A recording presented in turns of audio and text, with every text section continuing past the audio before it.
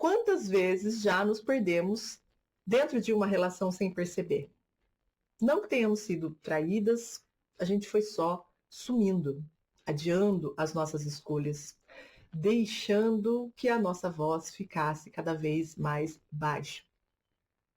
E um dia, sem que ninguém pedisse explicitamente, a gente virou uma versão menor de nós mesmas. E aí a gente chamou isso de amor. Ai, ai, ai, ressoou aí, Lupita? Então é ótimo que nesta semana a lua crescente tenha chegado em Libra, o signo das relações, do equilíbrio, o signo do espelho. Mas não vamos falar de um moreno misterioso, aleatório no nosso futuro, não. Aqui a gente não vai falar de compatibilidade amorosa entre signos, nada disso. A gente vai usar a astrologia e o tarô para nos ajudar na caminhada de autoconhecimento, sem previsões. Vamos focar num tipo de autoconhecimento profundo, arquetípico, usando essas ferramentas simbólicas para entender como nós, pitas, filhas do patriarcado, nos transformamos em lobas soberanas que sabem estar em um vínculo, em um relacionamento, sem se dissolver.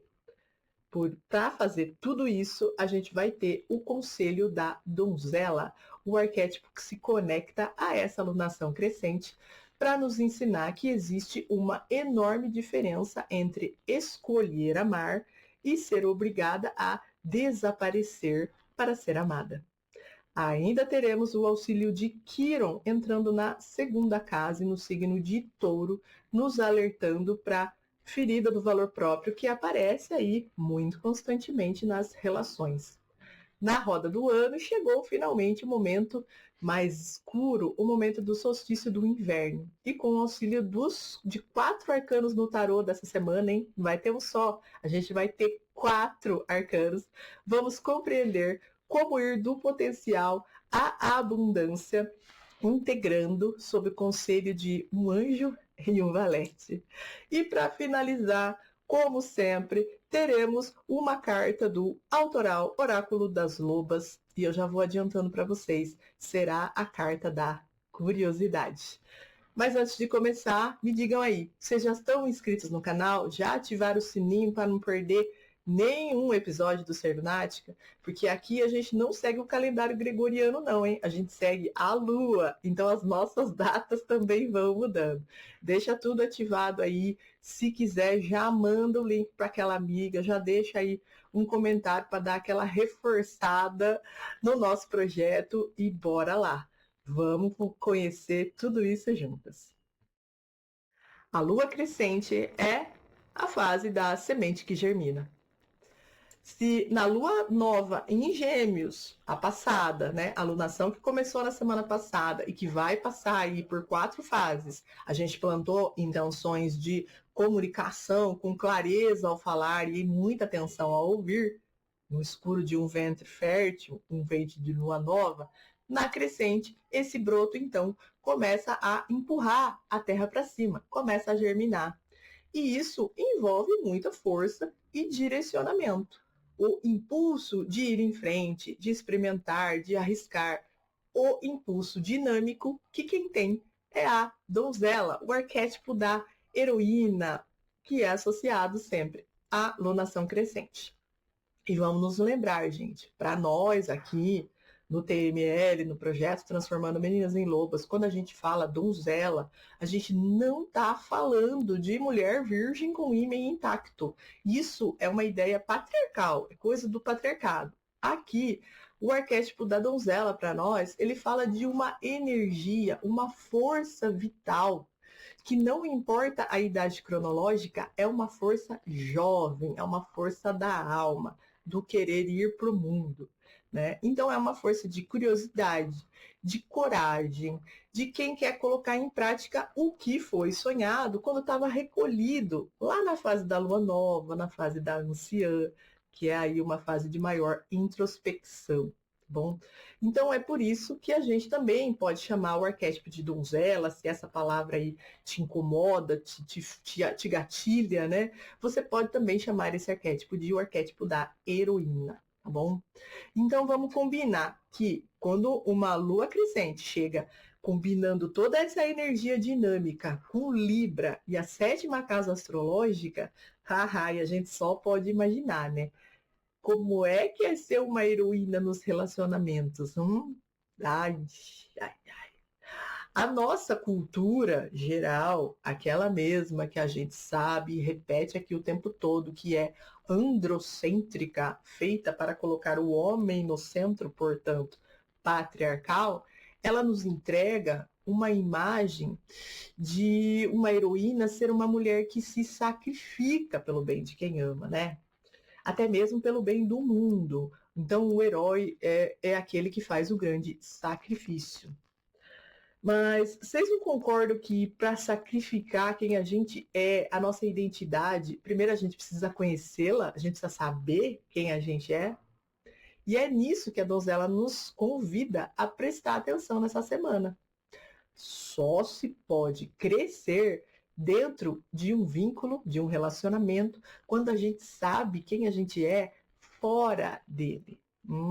Então, pensa bem. A identidade não depende de utilidade, Lupitas, jamais. E a gente não pode colocar sobre essa identidade que a gente reconstrói aqui semanalmente, ciclicamente, como é o nosso propósito, qualquer pretensão de perfeição.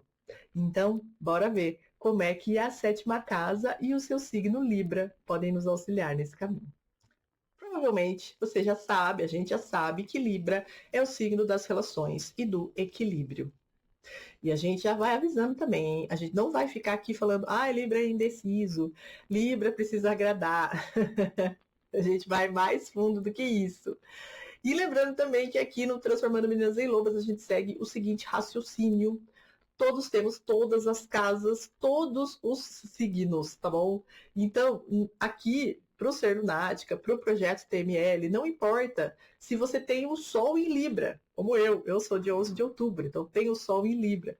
Mas o que importa aqui no geral é o que a gente pode aprender sobre as casas astrológicas, os signos, os trânsitos planetários, como simbologia para nos ajudar a ter uma vida mais plena e criativa para exercer aí o autoconhecimento, tá? Então vamos também lembrar que no mapa natal todo mundo tem todas as casas, todos os signos e que eles são potenciais que nos ajudam a compreender o que a gente veio fazer aqui, como é que a gente vai fazer essa caminhada aqui nesse mundo, né? Essa vida, esses potenciais que a gente pode vir a desenvolver durante a vida. Então, vamos pensar o seguinte: essa semana crescente em Libra, estamos falando em parceria, sim, mas no sentido mais pleno, no sentido de presença, de encontro, de reciprocidade. Então, a sétima casa, a casa que Libra naturalmente rege, ela é conhecida também como a casa do outro, a casa das parcerias íntimas, do espelho. E nesse território, o outro, ele acaba nos devolvendo uma imagem de quem a gente é. E a gente precisa ter consciência suficiente para saber o que é nosso nessa imagem e o que é apenas uma projeção. Vocês já ouviram esse termo por aí? Aqui a gente usa a psicologia junguiana, né? Jung chamava projeção de sombra quando a gente não reconhece em nós um aspecto da nossa própria psique e tende a enxergar esse aspecto no outro. Nas relações íntimas, então, isso é um festival, né? A gente já sabe, a gente está ligada. Vocês lembram o que a diva Marília Mendonça falava? Me apaixonei pelo que eu inventei de você. Ai, gente, isso daí deveria ser conhecido como o melô da projeção. E também é verdade que se a gente prestar muita atenção ao que nos irrita, o que nos desperta raiva nos outros, a gente também consegue enxergar essa projeção de sombra aí. Mas essa é uma conversa para outra semana. Nesse episódio, a gente vai pensar o seguinte: às vezes nos tornamos invisíveis numa relação, desaparecemos, não porque não sabemos mais quem a gente é sem o olhar do outro, né? A gente some porque a gente se define pela relação. Quer um exemplo disso? Sabe quando a gente se apresenta falando assim, se eu me apresentasse para vocês falando assim, oi, eu sou a Luciana, esposa do Roque, mãe da Ana Júlia e do Paulo César, filha do Paulo e da Marlene. Vocês sacaram? Essa pessoa que faz esse tipo de apresentação, ela só entende quem ela é a partir dos relacionamentos, geralmente os relacionamentos mais íntimos da sua vida. Então, chega uma alunação crescente em Libra e nos faz perceber que é hora de criarmos uma nova relação com esses vínculos aí. E a gente não está falando que é para a gente deixar de dar importância. Não é sobre isso. Não é para não dar importância a ser esposa de alguém, a ser mãe ou filha de alguém. Não é sobre isso, tá? Mas a gente aprender que um vínculo saudável é aquele onde duas interesses se encontram, sem que uma precise se diminuir para mostrar utilidade, sem se adaptar em prejuízo do próprio ser a um relacionamento. Então, na sétima casa, encontros requerem presença, equilíbrio, voz, desejo e sempre limites saudáveis, sim, que preservem as nossas identidades e que preservem o nosso self. Libra ainda vai nos deixar uma pergunta gentilmente colocada nessa semana. Quem somos nós dentro das nossas relações, hein? Ainda somos nós ou nos tornamos aquelas que precisam, que a gente imagina que os outros precisam que a gente seja? Que os nossos relacionamentos sejam, a partir de agora, sempre honestos, a começar com a honestidade na nossa própria alma, com o nosso próprio céu. Então, na proximidade de uma virada de fase lunar, no último dia 19 de junho, a gente teve Quiron entrando na segunda casa, entrando em Touro. E se esse nome é estranho para aquelas de nós que estão ligadas em astronomia, que é a ciência, que vai nos explicar que Quiron, na verdade, ele não é um planeta. Ele é metade asteroide, porque ele tem um diâmetro aí de quase 200 quilômetros e é feito de rocha, e ele é metade cometa, porque ele tem gelo também e tem uma cauda.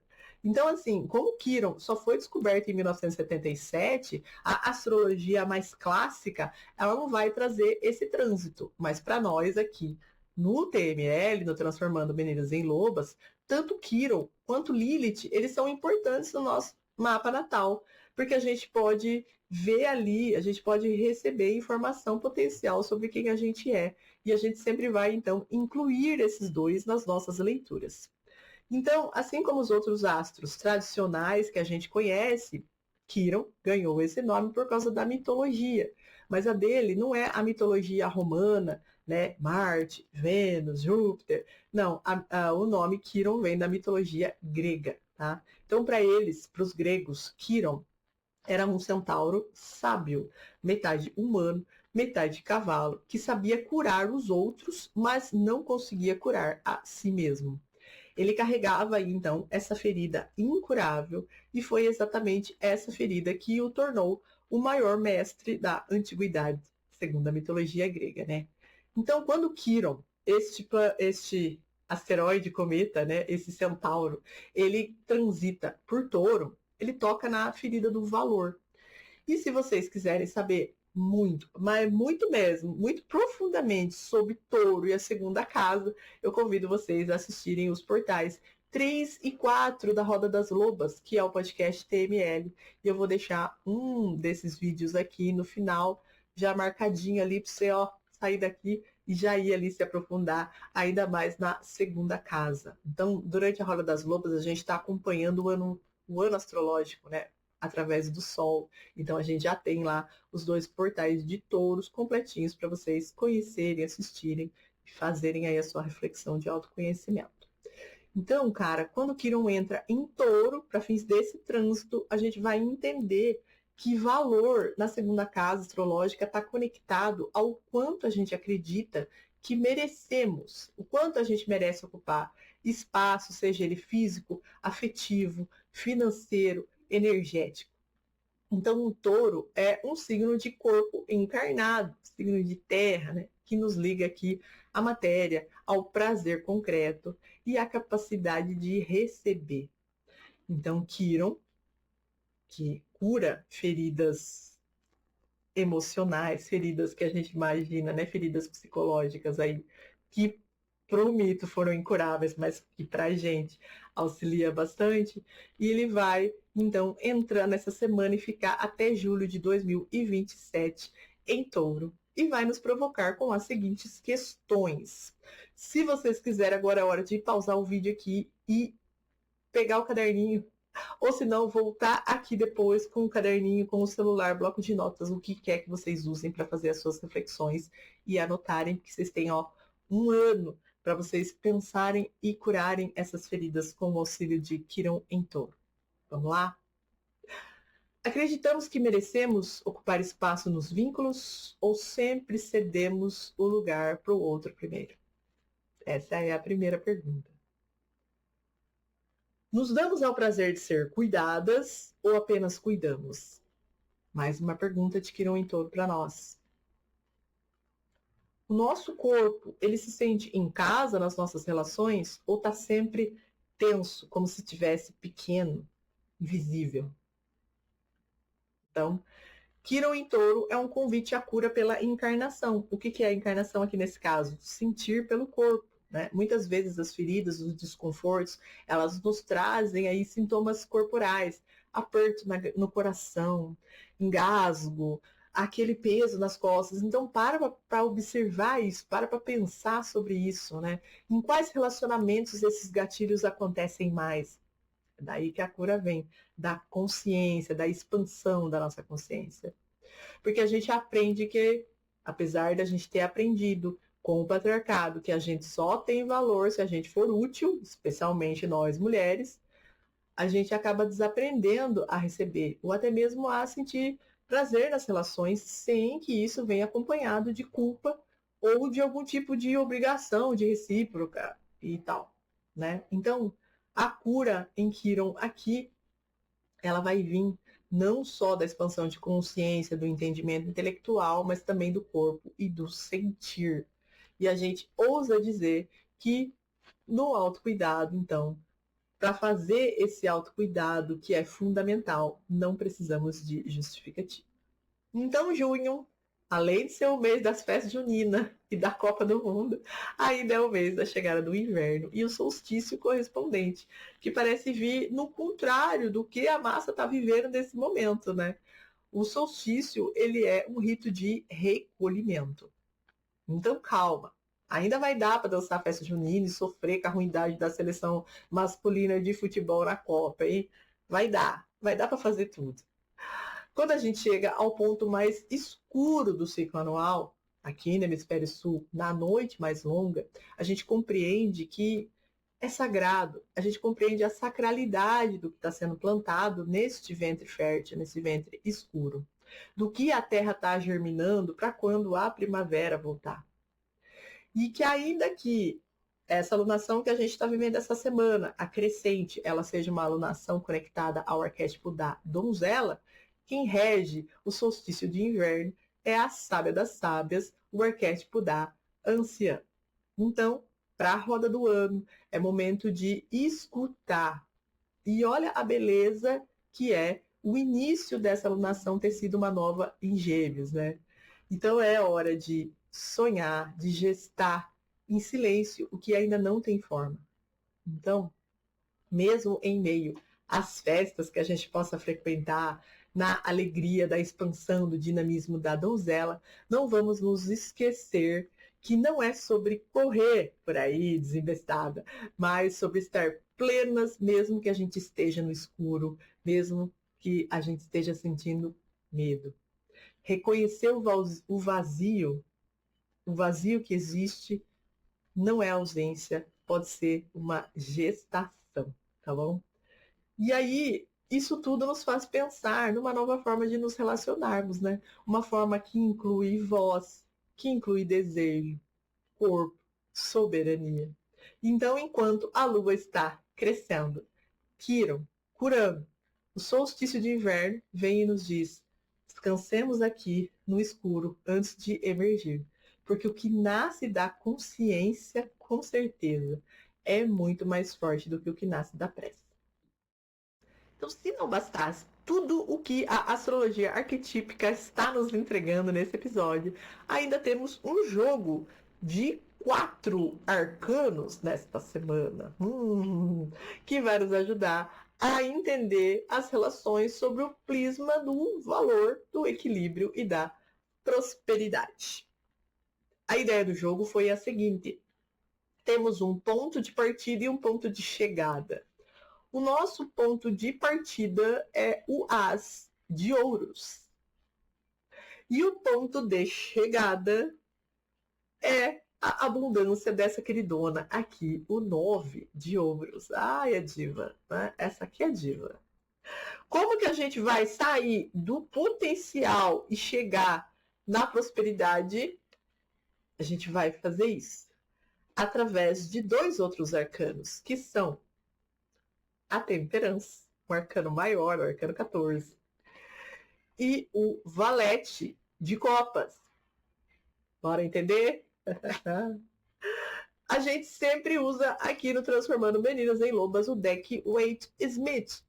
Chamamos assim para fazer a nossa homenagem à maravilhosa Pamela Colman Smith, que foi quem fez esses desenhos que revolucionaram o universo do tarô lá em 1909, né? E até hoje a gente tem milhões de decks que se baseiam no que a Pamela e o Edward Waite fizeram aqui. Então, vamos começar pelo As de Ouros. Vou aproximar aqui da câmera para vocês verem a carta. E aí, o que esse desenho nos mostra? Uma nuvem da qual sai uma mão segurando um pentáculo, uma moeda de ouro. Embaixo, aqui nessa parte, a gente tem um jardim muito florido e um caminho que se abre. Há uma promessa aqui nesse ás, como em todos os outros, né? Mas aqui a gente está falando de pentáculos, de ouros, uma semente, um começo para algo tangível. Ouros pertence ao elemento terra e fala de concretude, de corpo, de matéria e de valor. Olha aí, a conexão com o Quiron entrando em touro, né? Não poderia ser mais certeira do que isso. E aqui, este ás, o de ouros, ele representa o momento em que a vida nos oferece uma semente de abundância, um recurso, um potencial e uma oportunidade que ainda precisa ser cultivada. E como essa semana a gente está falando de 7ª casa, falando de relações, o As de Ouros ele pode representar aquele momento em que algo real e concreto começa a ser construído aí, construído com os outros, dentro das relações. Ele pode representar uma base, um fundamento, uma nova etapa num vínculo que já é mais duradouro também. O início de algo que deseja, que quer ter raiz. A pergunta que esse arcano aqui nos faz é a seguinte: estamos prontas para receber o que a vida está nos oferecendo? Ou o nosso medo de não pertencer nos faz empurrar os relacionamentos que poderiam ser significativos, para longe de nós? Então, para a gente ir do Ás de Ouros até a diva da abundância aqui, o 9 de Ouros, a gente precisa passar, então, por esses 2 arcanos. A temperança, o arcano 14, e o valete de copas. E isso não é um acidente que aconteceu. Essas cartas não pularam do deck quando eu estava jogando à toa. Isso é pura alquimia, não é verdade? Aqui nós temos o arcano maior da temperança. Tem muito simbolismo aqui, mas muito mesmo. E nos mostra uma figura angelical que mistura 2 cálices. Um líquido que flui de uma taça para outra, uma corrente perfeita e contínua. Tem muita água nessa carta, sim, mas também tem muita terra, né? Um dos pés desse anjo está no chão firme, enquanto o outro está no rio, na água. Ao fundo aqui, a gente tem, seria uma explosão, seria um sol nascente sobre as montanhas? sinalizando aí que quem passar por esse caminho, um dos caminhos de iluminação, vai atingir aí esse renascimento, esse sol. Uhum. A temperança é o arcano que nos ensina a arte da integração, que é muito importante nos relacionamentos. Nos misturar sem desperdiçar nosso potencial, nossas identidades. De equilibrar sem perder a essência de cada elemento. Então, esse arcano, ele é um mediador entre extremos, não é mesmo? Ele é o ponto vivo onde opostos se encontram e se transformam. Nas relações, a temperança nos diz: um vínculo saudável pede que nos misturemos a nossa essência com a essência do outro, sem que nenhuma das duas se dissolva. Então, assim, não é para a gente desaparecer dentro dos relacionamentos. A gente continuar sendo inteiro e o outro continuar sendo inteiro. Quando esse arcano responde à pergunta como nos relacionamos sem nos perder, ele vai responder conectando aqui com Libra, o signo dessa alunação crescente. Ele vai responder com equilíbrio. Depois da temperança, surge o nosso representante da juventude, mais uma vez, ó, juventude duas vezes nesse episódio, né, com a donzela heroína e também com o valete de copas. No deck, o Wade Smith, que é esse que a gente está segurando aqui, o valete é um jovem vestido de azul e flores, segurando uma taça de onde emerge um peixinho. Esse rapazote, ele olha para o peixe com curiosidade. Nada de alarme, de susto. Ele só mostra abertura. Os valetes, eles são figuras em início de jornada. Então, eles são curiosos, receptivos. E ainda estão aprendendo, sempre aprendendo mais. O valete de copas pertence ao elemento água, por isso que tem água aqui na carta, ó. E a água simbolizando, então, emoção, intuição, o mundo interior. E o valete, dentro deste jogo e dessas circunstâncias aqui deste episódio, ele deixa uma mensagem preciosa para a gente. Estejamos abertas ao que surge. Que recebamos com curiosidade, não com medo, o que o inconsciente pode trazer aí à superfície. Nos vínculos, isso significa não fujamos do que sentimos. Vamos observar, vamos deixar fluir, surgir. E aí, quando a gente passa, então, pelo equilíbrio da temperança, né? Pelo equilíbrio da temperança e pela curiosidade de observação do valete, a gente consegue chegar, então, ao destino deste jogo, que é a diva da prosperidade, o 9 de ouros. Então a gente vê aqui essa mulher elegantíssima num jardim de videiras com toda a fartura, rodeada de 9 pentáculos, moedas de ouro. Então ela está vestida com vestes de luxo e está muito serena, carregando aí um falcão no seu braço esquerdo. E isso é uma das coisas que mais chama a nossa atenção nessa carta, né? Ela está sozinha, mas ela não está solitária. Ela parece presente, satisfeita, em casa consigo mesma. E ela tem, então, esse símbolo na sua mão. Assim, o falcãozinho ainda ele tá focado aqui, ele tá com uma máscara, né?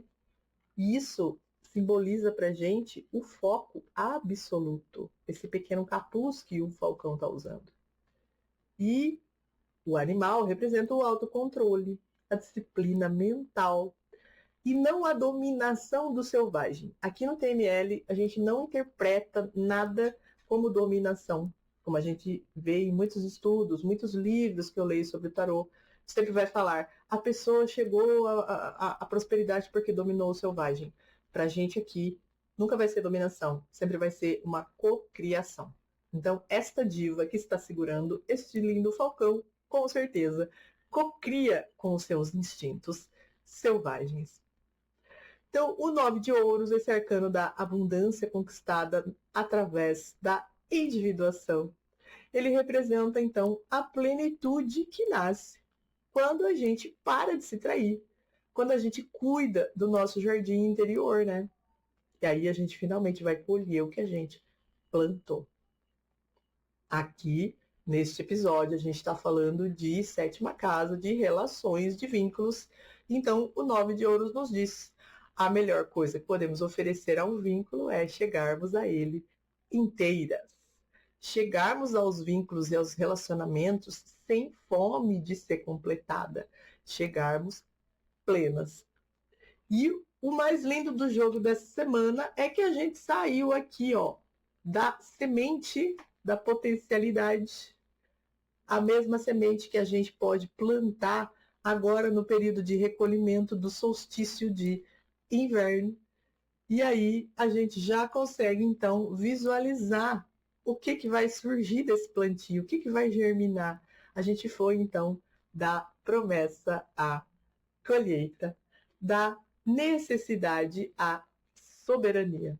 E no nosso último bloco, a gente vai ter o Oráculo das Lobas sempre, para amarrar todo o conhecimento desse episódio. Temos aqui conosco a jovem, a Lupita, a lobinha que inspirou o nosso apelido e que nos trouxe a carta da curiosidade. Essa carta nos diz o seguinte: nos permitiremos perguntar mais do que responder. Cada dúvida será a semente de futuro que ainda não imaginamos. Ah, se isso não é perfeito, se isso não fecha tudo que a gente vem falando aqui nesse episódio, não sei mais o que é. A gente falou sobre relações, vínculos, espelhos, feridas de valor. A gente falou sobre necessidade de equilíbrio e o Oráculo das Lobas, então, vem e encerra com uma mensagem que parece simples, mas que carrega uma sabedoria para fazer eco com tudo que a gente diz. É nos permitirmos mais perguntar do que responder, que vai fazer com que os nossos relacionamentos sejam abundantes, férteis, plenos. Olha só. Quantos de nós chegamos às relações achando que temos todas as respostas, hein? Com soluções aí pré-fabricadas, né? Com identidades rígidas, aquelas com síndrome de Gabriela que falam assim: eu nasci assim, eu cresci assim, você sempre assim. Ai, Gabriela, não, não, não, não é assim. Não é eu, você sempre assim. É assim que funciona. Cara, essa rigidez. A rigidez é o contrário da ciclicidade. É o contrário da evolução, né? Então, a curiosidade que essa carta convoca aqui é um estado, sim, daquela que ainda não sabe, mas que escolhe de forma consciente começar a aprender. É a abertura que a gente viu também quando a gente estava falando do valete de copas, né? A juventude ali que quer mais, que quer saber, quer ser um eterno aprendiz. E a flexibilidade que a gente viu quando a gente estava falando da temperança, do arcano maior, o arcano 14. Então, o que faz o solo fértil do As de Ouros virar a divice maravilhosa, a prosperidade e a abundância do 9 de Ouros? É a curiosidade que pode ser revolucionária nos nossos vínculos.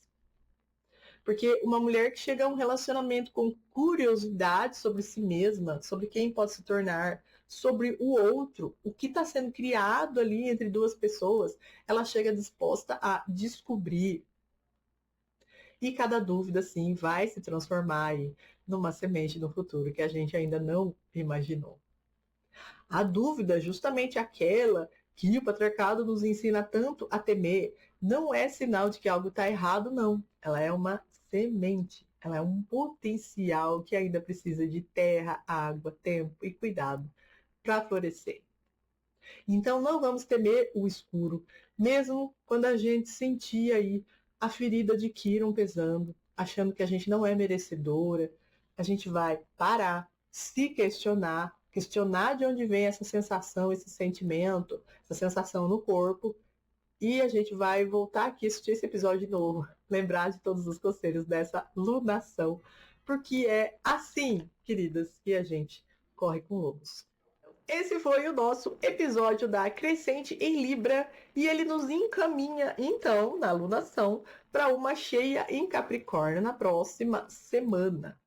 Chegará o momento, Pitas, em que precisaremos desenvolver estrutura, responsabilidade e talvez, só digo talvez, passar por algum colapso necessário do que foi construído aí sobre bases fracas, frágeis, bases que não eram do self, não eram nossas. E na próxima semana o TML ainda vai vir em dose dupla, porque temos um novo portal da Roda das Lobas, o podcast TML terceira temporada, onde a gente está passando pelo ano novo astrológico por 24 portais. E aí a gente já vai chegar no portal 7. 7 já, hein? Que rápido que passa. Entrando em Câncer no dia 28 de junho, com o portal que se chama A Casa Interior.